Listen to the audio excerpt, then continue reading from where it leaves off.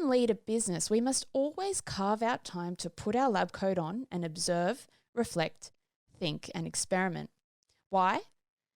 Because if we want to be in a position to predict outcomes, we need the scientific method, a framework designed and perfected to eliminate bias, well, as best we can, and establish knowledge to make reliable predictions. In PwC's 22nd Global CEO Survey, they found that organisations are, quote, struggling to translate a deluge of data into better decision making, end quote. Without the scientific method and time to think slowly, our understanding is limited and dependent on the cognitive biases and assumptions that our brain relies on to react and navigate most decisions, which we make automatically. And whether we're leading a business of 1, 5, 50, 5,000 or 50,000, our responsibility as leaders is to ensure that we're making the best decisions to serve our purpose. Business science is about applying the scientific method to gather and interpret information relevant to our business in order to turn it into business intelligence. In fact, the number one priority for CEOs when it comes to data collection is in relation to customers' and clients' preferences and needs. However, only 15% of CEOs find their current data comprehensive. So to understand this better, we need the scientific method. It will allow us to predict what ideas will yield the best results, and that will be based on empirical evidence. So how do we systematically work through this? How do we do this? Well, here's the steps. Step 1 is to ask a question. This is such a simple step that's often overlooked. When it comes to marketing, to understand clients and customer needs, you need to make sure you're not just diving straight into the raw data and sort of cherry picking facts to come up with an answer. In my business, the Changemakers Collective, we focus on consumer insight and brand growth. And when we work with clients and stop to think about this step, we often find that what was being measured isn't necessarily valid for answering the questions that stem from this. Step 2 is to research existing sources. So the keywords here are benchmark and current best practice. Without knowing what is going on in your industry, how do you know what's good or normal or bad? And how do you know whether something is a priority for innovation or it's chugging along just fine? Most importantly, how do you know what outcomes to expect in order to determine the amount of time and money and energy you invest? This is where we can gather our pool of ideas. What do people within the business think will work? What research can they gather to support why they think it will work?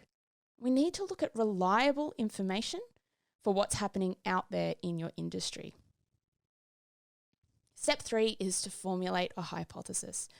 So this is a bit of a guessing game, but we're making a guess based on the research and data you've gathered. So looking at benchmarks, looking at current best practice, looking at what your competitors are doing, what's your prediction for what you need to do?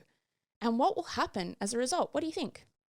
Document this hypothesis, and it's what's going to help you prove whether it's true or false.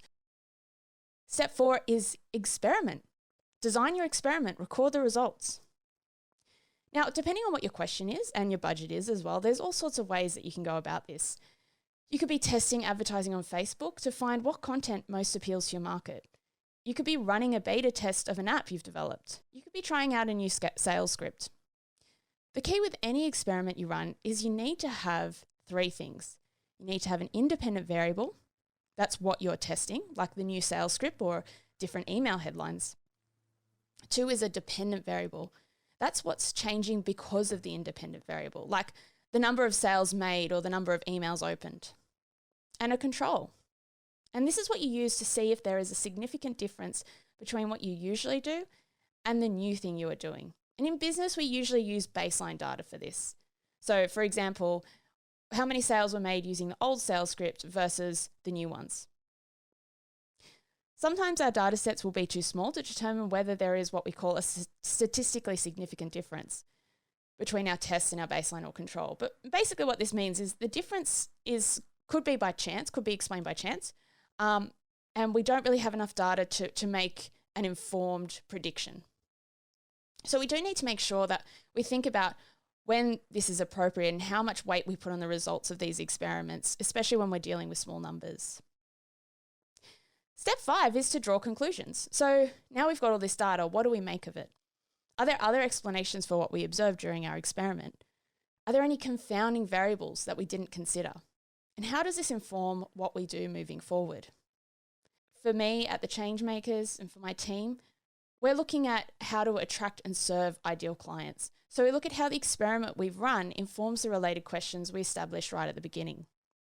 From here, we then look at how we can use this information to establish optimal standard operating procedures for your business to keep growing. Step 6 is report and debrief. And this is the final piece of the puzzle. So we need to document everything so that what we've learnt becomes part of your business intelligence. And think about how can we continue to deepen this knowledge with ongoing practices for continued improvement and innovation. So how do you formulate your questions to begin a scientific investigation with your business? We're going to dive deeper into this in our next whiteboard video.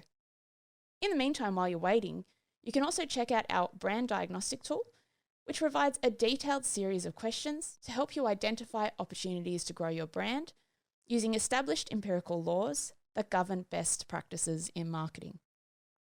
You'll also be able to download a PDF version of this video by heading over to laurenkress.com, and I'll put a link in the description below. If you enjoyed this video, make sure you subscribe to my YouTube channel to grow your brand and business using science. Do you think science can help your business? Don't forget to leave your thoughts in the comments below.